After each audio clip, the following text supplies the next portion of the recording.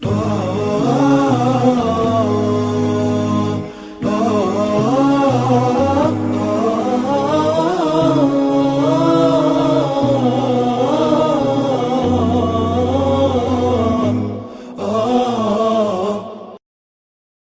بالله من الشيطان الرجيم بسم الله الرحمن الرحيم الحمد لله رب العالمين والصلاة والسلام على سيد المرسلين وعلى آله وصحبه أجمعين.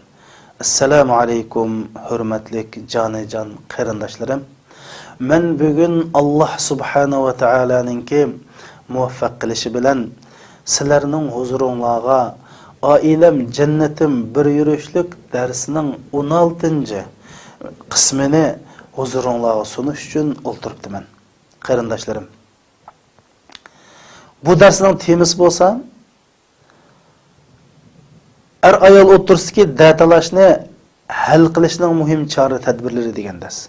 Bugungi darsimiz oldingi darsning davomi hisoblanadi. Hamda biz oldingi darsimizda ta'kidladik bu darslar nihoyat muhim deb. Unda men bir xabar ko'rdim qarindoshlar.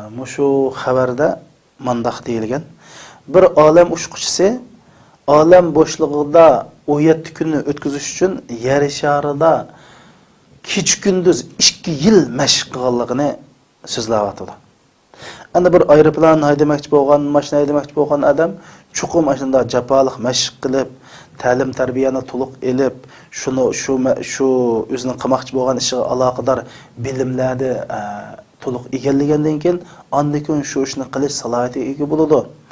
Endi ma xotirjam baxtlik bir oila qurish, shu olam bo'shlig'ida bir necha kun, bir necha oy turishdimi, aeroplan boshqa muhim ishlarni qilishdimi, bak muhim deb qarayman qarindoshlar. Shundaqlar sizlarmi shunda bilasizlar, chunki oila biz musulmonlarning mush dunyodagi jannati qarindoshlar. Shuning uchun bu darsimizni muhim deb keldik. Endi biz shuni bilishimiz kerakki, biz yashayotgan bu yer sharida shunda bir qonuniyat bor. U bo'lsa-mu, ba'zida kulimiz, ba'zida yig'laymiz. Ba'zida xo'shal bo'lamiz, ba'zida g'amkin bo'lamiz. Ba'zida ishlarimiz shunda oson bo'lib ketadi, ba'zida qiyinchiliklarga duch kelamiz. Bu mush dunyoning qonuniyati ekan. Ayning 15 qorong'u, 15 oydan. Tilkal ayyamu nudawiluha baynan nas deydi. Mana bu kunlarni biz kishilarning orasida aylandırımız deydi Allah. Ya'ni sening ayning 15 qorong'i, 15i oydan bo'ladi. Xo'shal bo'lganlar davomli xo'shal olmaydi, yig'laganlar davomli yig'lab qolmaydi. Bu bir qonun ekan qarindoshlar. Bu qonuniyatda biz bir xil yashashni bilib olishimiz kerak. Ya'ni bo'libmi beshimizga dard, qiyinchilik, dard alam kelgan vaqtida o'zimizni yo'qotib qo'ymay, shu masalani to'g'ri yo'l bilan hal qilib, shu masalani hal qilib bo'lguncha tangpunligimizni yo'qotib qo'ymay, mayli xo'shallik vaqti bo'lsin, mayli g'amkinlik vaqti bo'lsin, mayli osonchiq vaqti bo'lsin, mayli qiyinchilik vaqti bo'lsin, ikkili holatda o'zimizning tangpunligini yo'qotib qo'ymay, normal yashashni o'rganib olish bu nihoyat muhim qarindoshlarimiz. Endi Alloh subhanahu va taolo Qur'oni Karimda shunday deydi: "Va law sha'a robbuka laja'ala an-nasa ummatan wahida" deydi. Agar Rabbing xolisa edi, insonlarning hammasi bir ummat, ya'ni bir daqiq qo'ygan bo'ladi, ya'ni hammasi o'xshash, hammasi bir narsani yaxshi ko'radigan, hammasining qarishi bir mushtaq qila oladi dedi. Lekin unda qilib qo'ygan bo'lsa, bu dunyo nima bo'lib ketadi qarindoshlar? Masalan, hammamiz bir kiyim, bir xil, bir rangli kiyimni yaxshi ko'rdik ekanmiz. Hammamiz o'xshash ovozda gap qildik ekanmiz. Hammamizning qarishi o'xshash ekan. Bu qanday bo'lib ketdi qarindoshlar? Amaliyotda biz o'ylab boqaylik. Bir bog'ga kirsak, bu bog'ning go'zalligi nada? Shu bog'dagi rang-rang gullar. Shu bog'dagi har xil ovozlarda sayrayotgan qushlar mana bizga go'zallik tuyg'usini beradi. Rang-rangligida. Ana bu dunyoni Alloh subhanahu va taolo shunda rang-rang yaratgan ekan. Demak, arlıqda bir datalash, o'xshashmaslik kelib chiqadi. Shuning uchun biz sizlarga ta'kidlab kelyapmiz. Oilada datalashning chiqishi hech gap emas, bu bir masala emas. Ammo datalashni qandoq to'g'ri yo'l bilan hal qilish mana biz ansirab kelayotgan va mush darsda hal qilmoqchi bo'lgan ishlarimizning biri deb keldik qarindoshlar. Endi oldingi darsimizda mush hal qilish choralarini so'zladik. Birinchisi sen o'zingning orasidan Allohning orasini o'ngsha, Alloh sen bilan jo'rangning orasini o'ngshab turdiq. Ikkinchisi sen bu ay o'tirsa bo'lgan datalashni buningdan ansirma, bu yomon ajab bo'ldi deb bundoq qilib ketma. Buning keyinda bir yaxshiliklar bor deb bu yaxshilarni ba'zini so'zladik. Ba'zilarini so'zlab bo'lanmadik. Mayli biz tushunaylik, tushunmaylik qarindoshlar. Shuning ishonishimiz kerakki, Alloh subhanahu va taolo bizni ota-onamizdan bak yaxshi ko'radi. Alloh har qanday bir ishni hikmat bilan o'rinlashtirdi. Allohning hikmatiga ishlaydi. Alloh subhanahu va taolo shunday ay o'ltirsa datalash burdan qilib yaratgan ekan, chuqur buning foydasi bor. Bizning majburiyatimiz bu datalashni qanday qilib to'g'ri yo'ldan hal qilish. Buni o'rganishimiz kerak. Anadan keyin ay o'ltirsa datalash bo'lsa, yetishga yaqinlashmoqlar deb yetishni bayon qildik. To'rtinchisida ayol o'tirsida datalash bo'lgan vaqtida bu datalashni ayol ikkisi o'tirib chiroyliqcha suhbat bilan hal qilish kerak dedik. Suhbat qarindoshlar. Buning suhbatning muhimligi haqida so'zlab kelib, mushu ochiqlanmaslik dedik. Ana ochiqlanmaslik deyish ig'izdan oson chiqadigan gap qarindoshlar. Lekin mush ochiqlanmaslikqa tirishish qarindoshlar. Ochiqlanish bizga yomon oqibatni keltirdi. Hammamiz bilamiz qarindoshlar. Men sizlarga bir xabarda ko'rgan bir masalani deb beray. Mushu Suriyada bir harbiy ofitser bor ekan. Bu burun bir bo'lgan ish endi. Urush bo'lishdan bo'lgan ish bu. Bu ofitser bir kunsi ochchig'i paylamay bolasini qo'liga bak qattiqroq urib o'tibdi-da. Şu bu balının qo'li ishib naiti qattiq bir yomon kasalga o'zgarib ketib, endi doktorxonaga olib doktorlar oxirida bu balının qo'lini kesib etibdi. Şu bu balının qo'lini kesib, doktorlar tanib, bala qo'lini o'shiga kelib, yo'q qo'lini ko'rgan vaqtda dadasi debdi, "Oppaqda ana men bundan topshiriqimni qanday yozaman?" degan vaqtda bu dada chidayolmay endi kitobni bilan o'zini aytib olganligi. Mana bu ochiqninki oqibati qarindoshlar. Shuning uchun ana bu ochiq bizga nihoyatda yomon oqibatni keltirib chiqardi. Endi ochiqni tutib olish nihoyatda tez, to'g'ri. Lekin sizlar biz musulmonlarga Alloh subhanahu va taolo ochiqni tutib olish uchun ochiqni tutib olgan odamga qanday mukofot berdiganligini o'rgatsa, Rasul akram sallallohu alayhi va sallam o'zining hadislari bilan ochiqni kontrol qilishning ba'zi usullarini o'rgatdi. Alloh subhanahu va taolo Qur'oni Karimda nima dedi? Mushu wasari'u ila mag'firatin sila Allohning mag'firatiga va osmon zamirdan kengri bo'lgan jannatga oldiringlar deb bo'lib, bu jannat kimlar uchun tayyorlansa, taqvodorlar uchun dedi. Taqvodorlar kimlar desa, allazina yunfiquna fis-sarra va darra. Mayli kambag'al vaqtida bo'lsin, mayli boy vaqtida bo'lsin, Alloh yo'lida pul qashlaydiganlar deb bo'lib, va kaziminal g'ayz. Ochiqni yutib, ya'ni ochiqni besib olganlarga qarindoshlar. Ochiqni besib olgan odamga osmon zamirdan kengri bo'lgan jannatni berdiganligini dedi Alloh subhanahu va taolo. Ochiqimiz kelganda mushni o'ylasak, shu Allohning va'dasi bizni ochiqimizni besib turamasmi qarindoshlar? Birinchi qatim besib turamiz, ikkinchi qatim besib turamasmi? Shuning uchun mush ochiqni besib olish masalasi nihoyatda muhim masalalardan biri. İkincisi Rasul Akram sallallahu aleyhi ve sellem hadiste bizga ochiqni kontrol qilishni qanday o'rgatdi sanlar. O'sha ochiqimiz kelib ketgan vaqtda darhol a'uzu billahi minashaytonirrojim ni o'qish. Qo'g'landi shaytonning yomonligidan Allohga panoh tilayman deb mushni o'qiladi. Chunki Alloh subhanahu va taolo Anfal surasining 200-oyatida va imma yanzaghannaka minash-shaytoni nazghun fasta'iz billah innahu sami'un alim. Seni şeytan vesves qilib ochiqni toz keltirgan vaqtida Allohdan panoh tila, ya'ni a'uzu billahi minashaytonirrojimni o'qi dedi. Shuning uchun a'uzu billahi minashaytonirrojimni o'qish qarindoshlar. Ikkinchisi, mush achchig'imiz kelib ketgan vaqtida o'zimizning turqini o'zgartirish, holini o'zgartirish. O'ltirgan bo'lsak, qo'pab ketish, qo'pqan bo'lsak, o'ltirish, o'rnimizni almashtirish, hatto ba'zi chaqda yetib o'lishdak mush holatimizni o'zgartirishning mana shu o'zimizni achchig'ini kontrol qilishning foydaligi degan. Yana bir hadis sharifda Rasul akram sallallohu alayhi vasallam achchig'imizni tutilish uchun agar shunda achchig'imiz ketgan bo'lsa tahrat elishin degan qarindoshlar. Yoki bir qatim junish. Mana bu dinimizning ko'rsatmasi. Endi mana shu ba'zi kitoblarda shunda deyilgan, inson taz achchiq ketgan vaqtda odam badanida mana nadirlandim mana bir ism chiqibdi. Bir biologik bir suyuqlikni ishlab chiqardi ekanda. Bu tixmadimni achchig'ini keltirib olgan. Buningga Rasul akram sallallohu alayhi vasallam dedi. Ma achchiq g'azab bo'lsa, do'zaxning o'tining bir parchasi. Buni tarat ilib o'chiringlar dedi. Balkim biz qanday uchirganini bilmaymiz, ammo tarat olsak shu adrenalin degan moddani balkim azaytib, yo'qotib achchig'imizni yo'q qilish rolini o'ynash mumkin. Buni doktorlar biladi. Shuning uchun tarat ilish. Yana bir chora bo'lsa, Rasululloh bizga o'tgan choraning yana birisi bo'lsa, mo'sh achchig'imiz kelib ketgan chog'da gap qilmaslik. Shu shariatimizdami bir qazo xonim taz achchig' kelib ketgan vaqtda hukm chiqarsa, hukmini qabul qilmaydi, e'tirof qilmaydi qarindoshlar.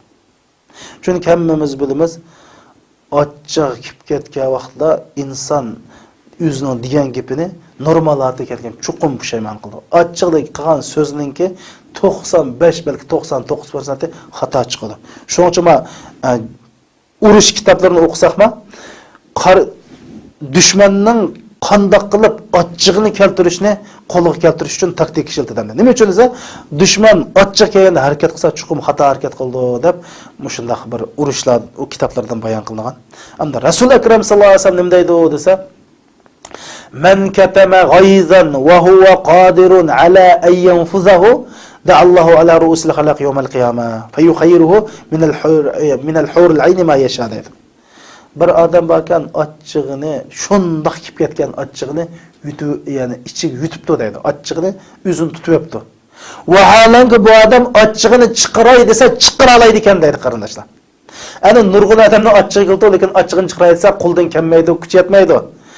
Ammo sening achchig'ing keldi, achchig'ini chiqaraysan, qo'lingdan keldigan shunda turib achchig'ini besib olsang, Alloh subhanahu va taolo qiyomat kunsi bütün xaloyiqlarning oldida seni ismini atab chaqirib, "Ey palani, ma hurul aydan xalgancha tanlab ola" deydi qarindoshlar.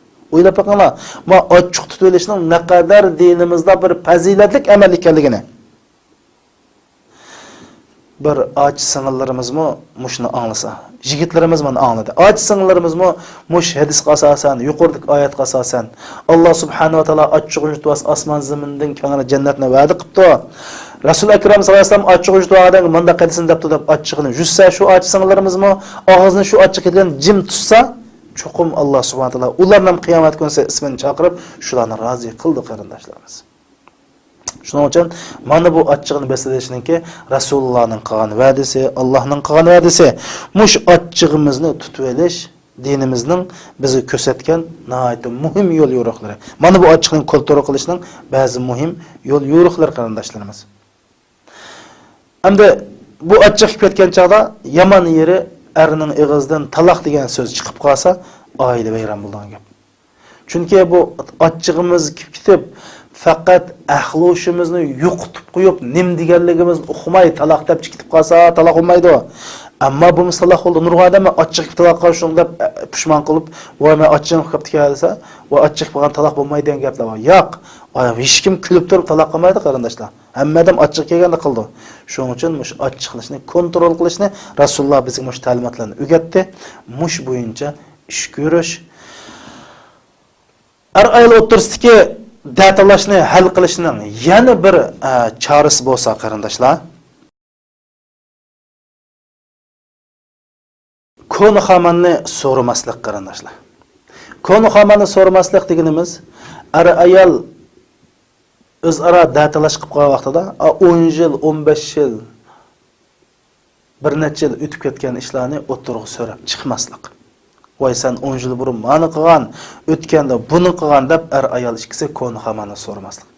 Chunki konu hamani so'ragandikilar, biz men nima so'zlayapmiz?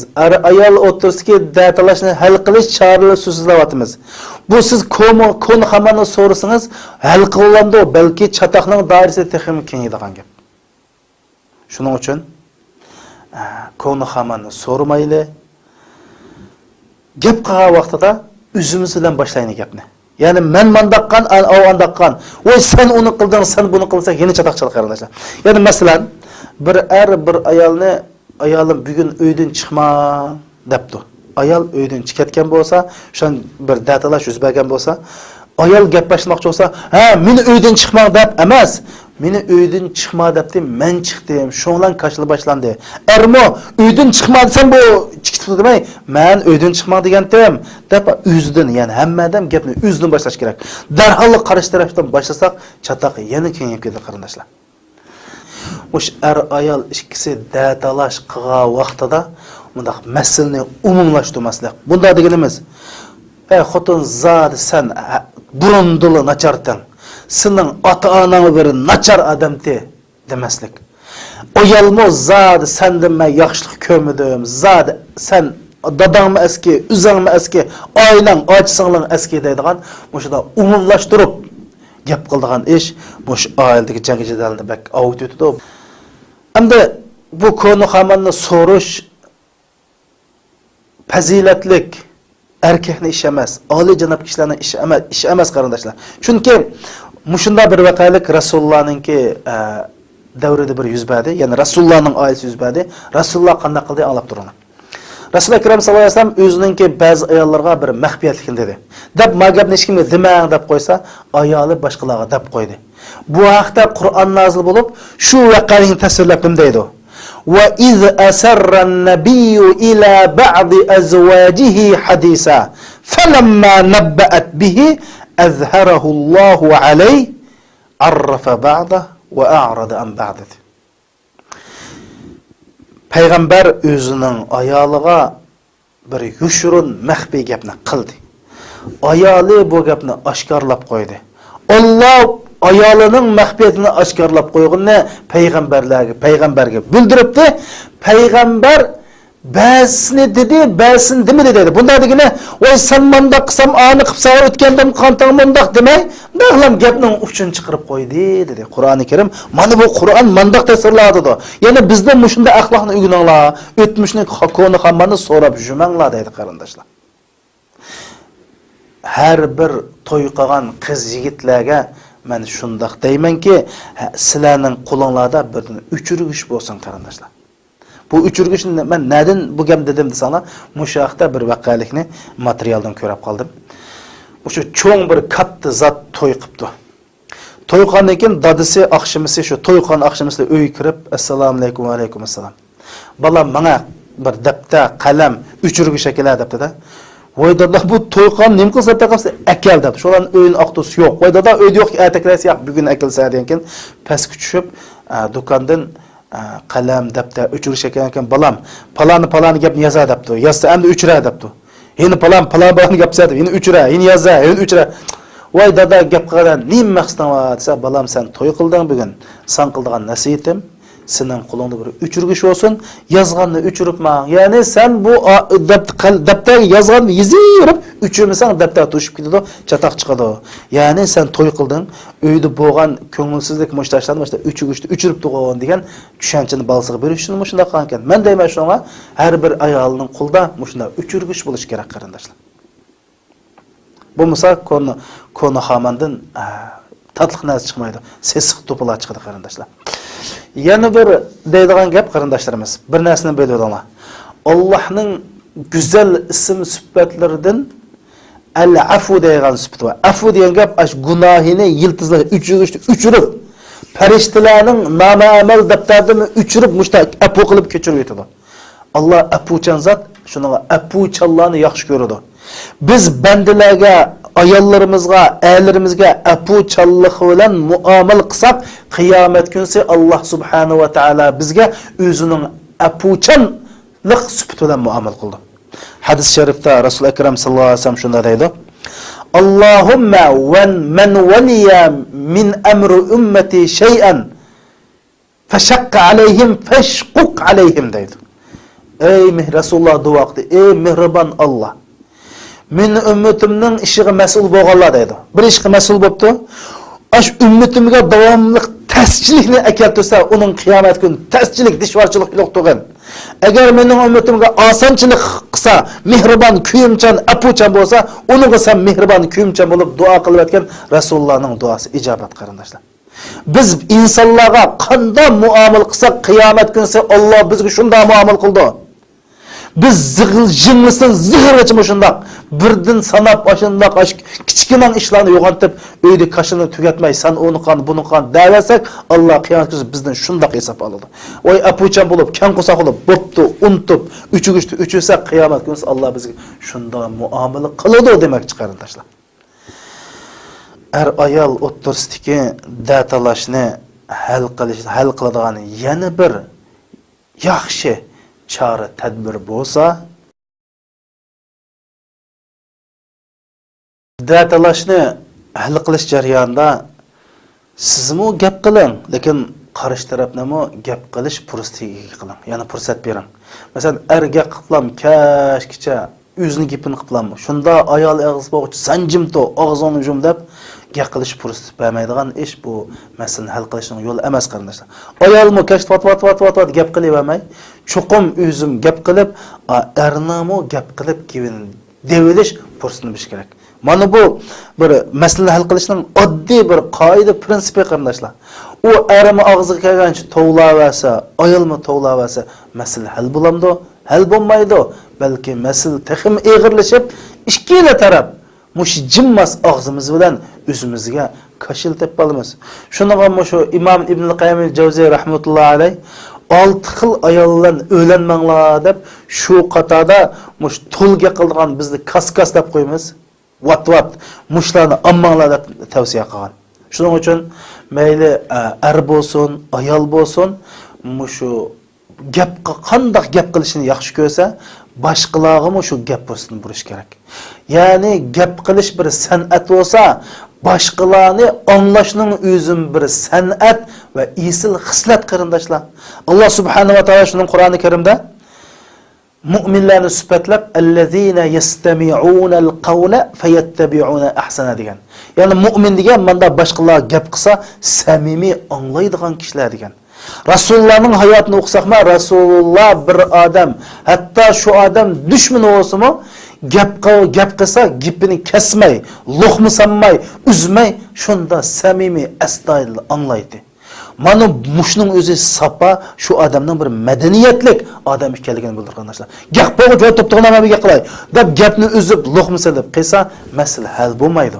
Shuning uchun bir mu'min musulmonning sifati boshqalar gap qilsa, shu boshqalarning gapini samimiylikdan hurmat qilib anglash, sabr qilish va boshqalarga ham gap qilish fursati berish.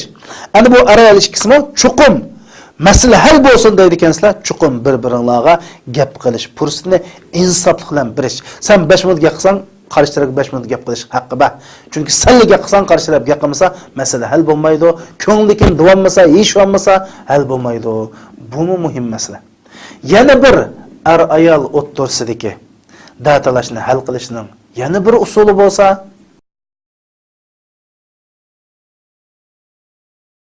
ba'zi qiyinchiliklarni, masalalarni vaqt hal qildi qarindoshlar.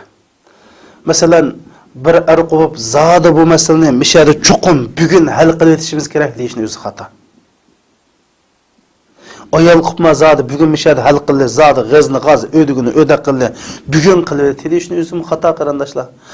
Alloh subhanahu va taolo mush butun olamni, jahonni sekund daqiqada yaratish qodir Allah 6 kunda yaratdi. Rasulumuz Muhammad sallallohu alayhi va sallamga minut sekundda g'albin ato qildi. Mekkada 13 yil, Madinada 10 yil qattiq kurash qilib da'vat qilgan nusrat ato qildi qarindoshlarimiz. Allah subhanahu va taolo Qur'oni Karimda va illam yusibha wabilun fatal dedi. Va yomg'ir kelmasa shabnam bo'lsin buludu dedi. Yani yağsa, yağmur yağsın bo'lmasa yağmursun emas. Yağmur yağmasa shabnam bo'lsin. Shuning uchun bu qiyinchiliklarga duch kelgan vaqtida qiyinchilikni %100 hal qilmasang, 10%, 15%, 20%, 30% hal qilsangmi hal bo'ldi degan gap. Bo'lmasa qog'ini ayollarmi vaqtning o'tishi bilan, erlar vaqtning o'tishi bilan o'zgirdi, nurg'un narsalarni tushunadi. Shuning uchun shariatimizda ajrashmoqchi bo'lganlar bir qatim ajrashgandan keyin 3 oy 10 kun muhlat berildi. Yani mühlet nima uchun berildi? Hamda bir ajrashib ketgandan keyin 3 oy 10 kun ichida o'ylanishga, har ikkilisi o'zini tekshirishga fursat berdi. Shu jarayonda ayolning erkakka huquqi bo'lmaydi, qarindoshlar. Erkakka huquqi bo'lmaydi, uydan chiqasin bo'lmaydi. Ikki soch bir uyda qilib, yana shu bir-birisiga ko'ngli yo'q, bir-biriga qaramay 3 oy 10 kun yana shundoq tursa, anan lekin bu ishni uy tutamaydi ekan deb shariat anan lekin ajrashtirdi.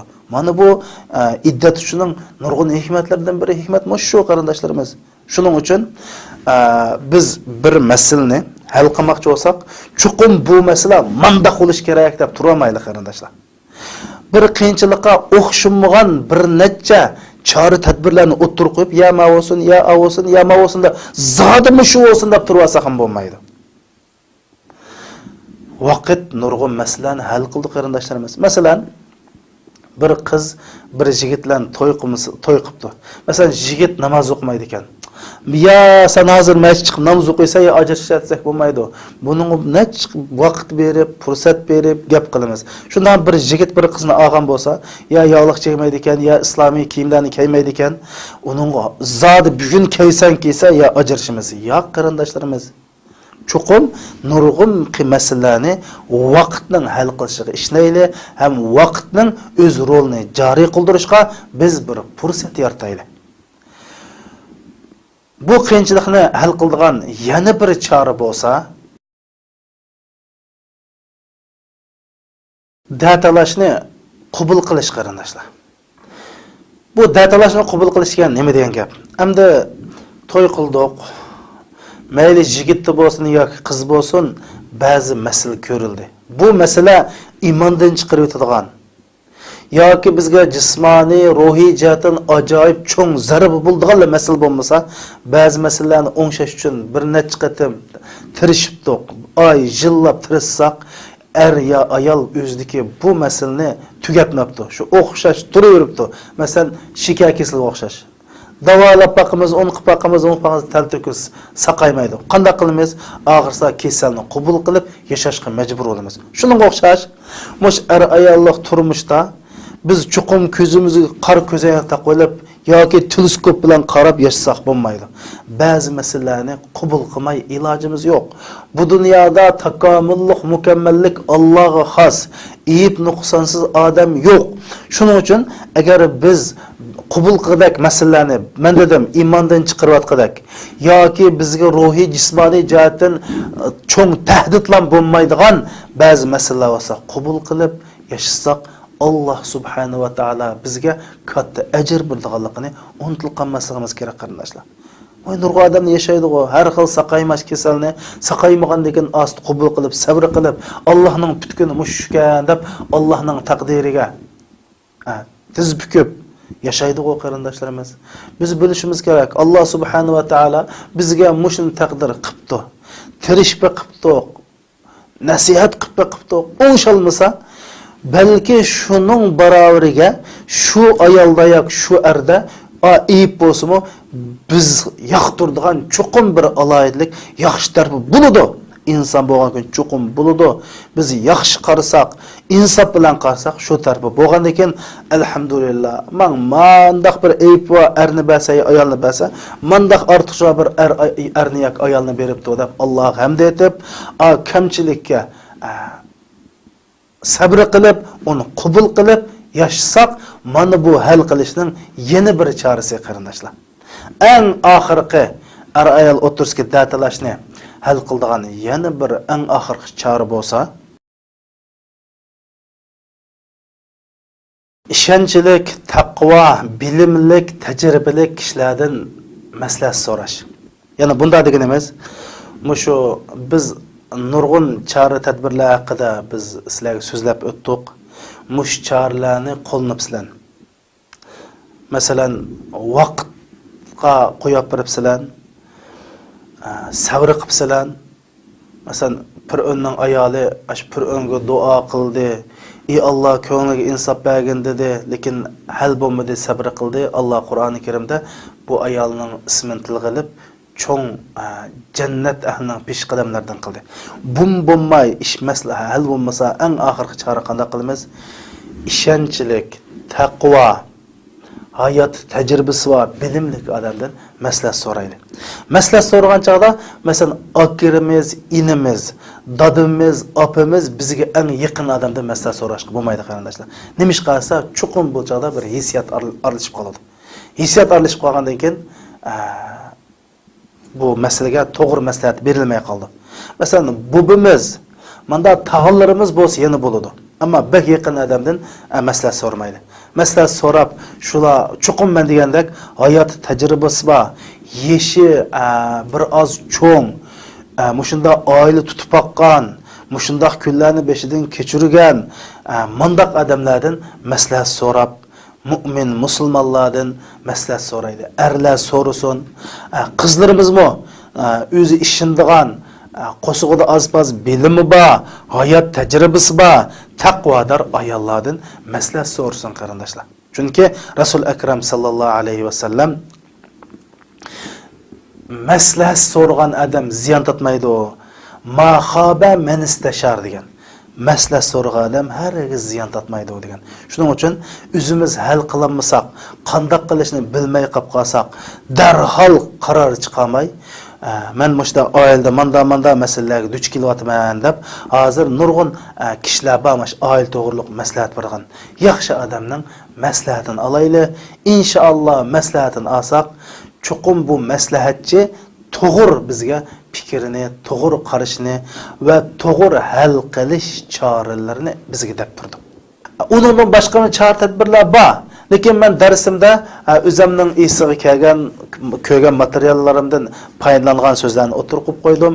Yana biz inshaalloh sabrchan bo'lsak, Alloh subhanahu va taologa iltijo qilsak va mushdasdan o'rgangan darslarni yaxshi hazm qilib, o'zlashtirib, buni bir hayotimizda tatbiqlab, eng muhimi sabrchan bo'lib, eng muhimi ochchig'imizga qul bo'lmay, ochchig'imizni kontrol qilib, mushu oilamizni suhbat bilan idora qilib, kelib chiqqan datalashni normal ahvolda bu datalashni qanday tugutish chora tadbirlarini yaxshi egallab hal qilsak, Alloh subhanahu va taolo inshaalloh bu turmush dengizdan xotirjam quruqlikqa chiqib olishga foydasi bo'lib qolar. Bo'g'isi Alloh subhanahu va taolo mushtarisini anglab boshqalarga yetkazgan va yoki anglab o'zi tushunib bir oilaning vayron bo'lishining oldini ep qolgan qarindoshlarim, ep qolgan bir qarindoshlarimizning bo'lib qolishini Allohdan tilayman va mushtarsim orqali bir qarindashim oilasidagi qiyinchilikni hal qilib olsa, men uchun eng zo'r baxtim shu. Qarindoshlar, duo qilinglar. Keyingi darsda ko'rishaylik. Assalomu alaykum va rahmatullohi va barakatuh.